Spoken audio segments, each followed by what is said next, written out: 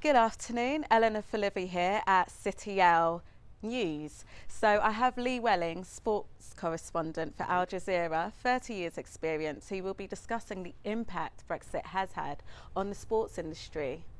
Well, it's about to have quite a big impact, isn't it? But I think we have to be honest at first that I know people love football and they love sport. Brexit poses issues far more important than that. Let's get that into perspective, and will do for the next few years. You see the confusion. Let's not even get involved in the politics of it and whether people got what they voted for. It is so confusing that actually we don't know for sure exactly how it's going to impact sport and exactly how it's going to impact football. But actually that's the one that I want to highlight, because you know, everywhere you go in the globe, Eleanor, people are wearing Premier League football shirts. It is a business. It's been going for over 25 years, the Premier League. I remember it was the old English First Division, but they are selling it as a business. It is watched by so many people around the globe, and they want to know whether they're still getting the same product, as we'll call it now. It's painful to call it that, but that's what people will want to know, whether you're in England and you're watching it or wherever you are. Is this still going to be the world's #1 league?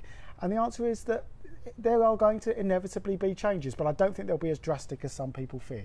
I see. And in terms of football and the Premier League, what's your views on that? Well, I think when you look at how it might impact the Premier League, remember that we're not just dealing, of course, with EU players. Think about non-EU players. You're talking about from all over the globe.